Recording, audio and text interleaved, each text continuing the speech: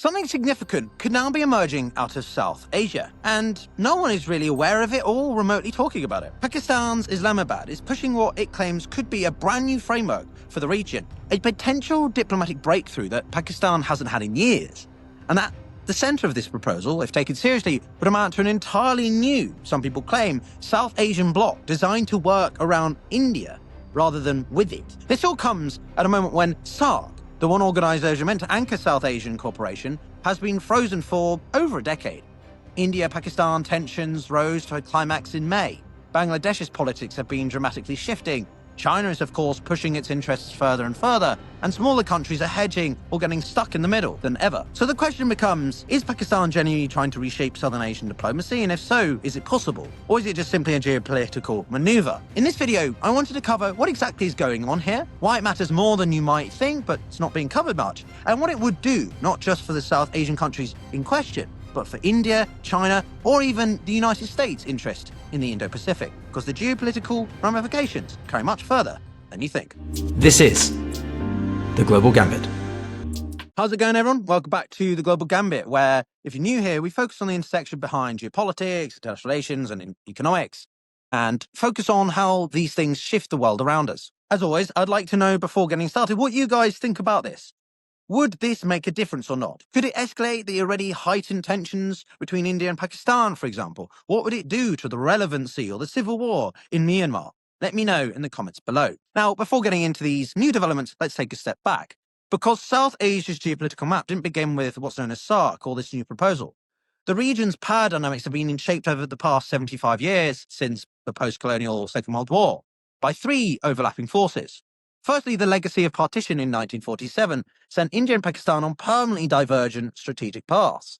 Their rivalry, militarily, ideologically, and territorially, has shaped every regional institution since, from early Cold War alignments all the way to the modern nuclear standoffs. Second has been the rise of China, fundamentally changing the balance of power. Beijing's support for Pakistan, especially since the 1960s, created a structural triangle. India as the regional heavyweight, Pakistan as the counterweight, and China as the external balancer. Every South Asian region has had to navigate this triangle ever since. And then thirdly, the smaller states, Sri Lanka, Nepal, Bangladesh, Bhutan, even the Maldives, have historically played a careful game of hedging. Too close to India risks dependency, too close to China risks backlash. Their foreign policies have always been about extracting the benefits whilst avoiding being pulled into the great power confrontations. Now, some of you might argue that there's not much difference between Southeast Asia and South Asia in terms of where they overlap, because of the sphere of influences of China and India. But it's important to compartmentalize these things, to take a deeper dive into the specifics. So Pakistan's proposal isn't emerging in a vacuum. It reflects decades of this geopolitical gravity, the kind of strategic currents that shape diplomatic behavior long before any new grouping is proposed. So what's actually happened? Well, Pakistan's Deputy Prime Minister and Foreign Minister Ishaq Dar has begun openly promoting a new trilateral initiative between Pakistan, Bangladesh, and China. I covered this earlier in the year, and on paper it looks modest, but if you read carefully, his remark, it's a clear symbolism that they see it as the embryo of something much bigger. Dar said that cooperation with Bangladesh and China could be, quote, expanded and even duplicated into wider regional formats, essentially signaling the birth of a new South Asia grouping outside India's shadow. And he wasn't subtle about that motivation. He said regional priorities, quote, cannot and should not be held hostage to anyone's rigidity, which, let's be honest, is diplomatic code for we're done waiting for India, or we are very careful about India. Therefore, this is what makes the timing interesting.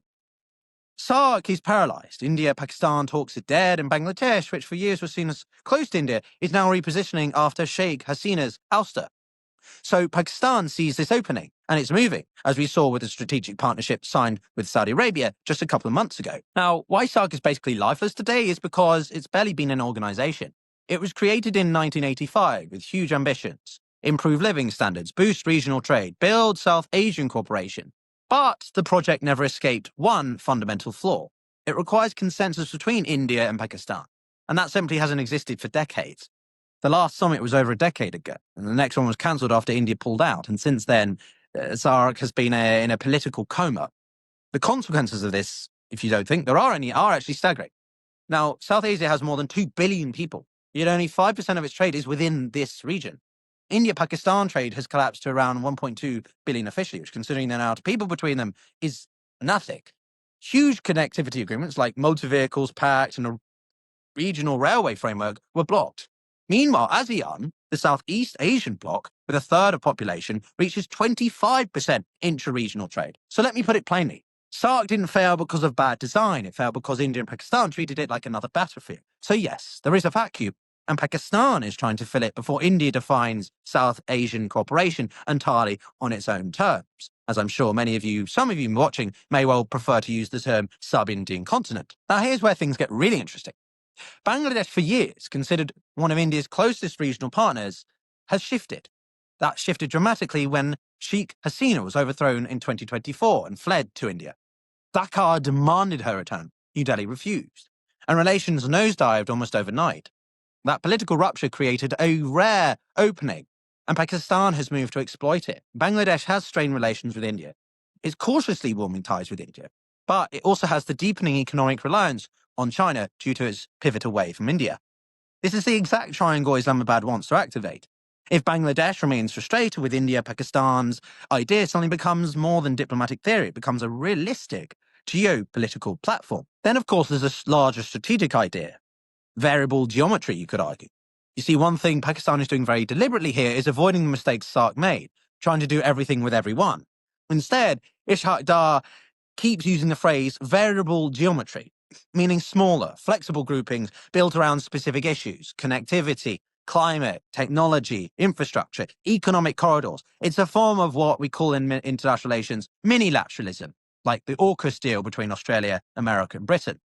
This is the modern diplomatic playbook. We see this, as I say, in the Quad, AUKUS, the I2U2, the BBIN or BIMSTEC,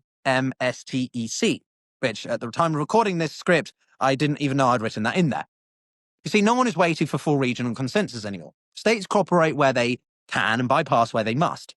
Pakistan's plan fits this trend perfectly.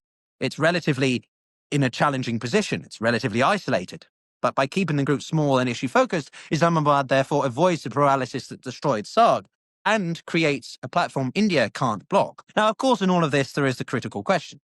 Would anyone actually join this initiative? Well, let's run through the region honestly. Firstly, Bangladesh. It's already engaged, politically frustrated with India, economically tied to China, the most likely, maybe even an essential member, and therefore likely to join. Sri Lanka is financially fragile. It's deeply indebted to China, but also reliant on India for bailout support. And therefore, it might explore cooperation, but won't risk alienating Delhi, perhaps being what some people call observer states. Thirdly, Nepal. This tiny state is a master of balancing between India and China. And while it may attend meetings, it may not formally commit. Then there is the Maldives. Swings depending on the government, people argue, and currently is more pivoted towards China, a potential short-term participant. Then there is Bhutan, historically one of India's closest partners, but very unlikely to join given the pressure from China. There is also Afghanistan. Now, the Taliban have been working remarkably well to reintegrate themselves internationally, but they still remain relatively isolated and deeply tied to Pakistan and China. Symbolic engagement would be possible, but would it necessarily be a red herring or an alienation for other countries that they're joining the country led by the Taliban? So realistically, you get a miniature bloc centered around Pakistan, Bangladesh, China, but possibly with the Maldives or Sri Lanka. And honestly, that might be enough, because Pakistan isn't trying to create South Asian EU. It's trying to create a platform that India can't veto and that they can work around. So how does India manage this? Well, they've already adapted to SAARC's decline. Instead of trying to revive it, Delhi has built an entirely different ecosystem. This allows India to lead regional cooperation without Pakistan obstructing it. But Pakistan's new proposal introduces a strategic complication because it brings China much further into the heart of South Asian cooperation architecture. And therefore, from Delhi's perspective, this is not a minor issue, it's a red line. You could therefore expect India to double down at its own regional blocs, expand economic incentives to Sri Lanka or Nepal, quietly pressure the smaller countries more broadly to avoid Pakistani-led formats, and paint the new initiative as a China-backed geopolitical ploy, which will only raise tensions between China and India. For many South Asian governments, the calculation won't be, therefore, is Pakistan's idea good? It will be, is it worth upsetting India? And the hesitation alone could limit Pakistan's ambitions. So simply, would a Pakistani proposal actually work? In a short answer, partially, but not in the way Pakistan probably imagines. It won't replace SAARC and it won't reshape the entire region. And it certainly won't pull India's partners closer or away from Delhi. What it will do is create niche working groups that bypass India, deepen Pakistan, Bangladesh alignment, give China another foothold in the region, and to exploit what's known as the string of pearls geostrategic approach.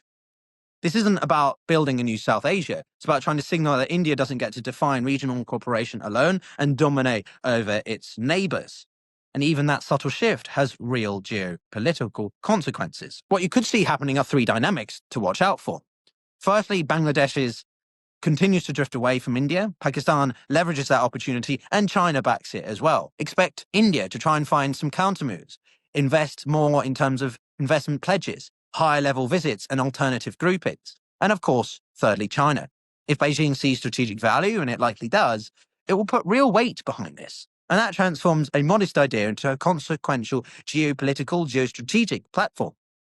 South Asia, much like the rest of the world, is entering a far more fragmented but flexible and competitive diplomatic era.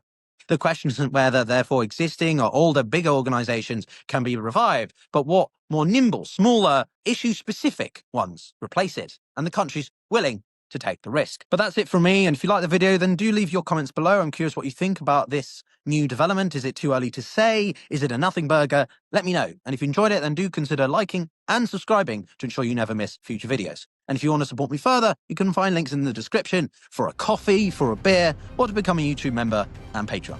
But we'll see you all next time. Take care.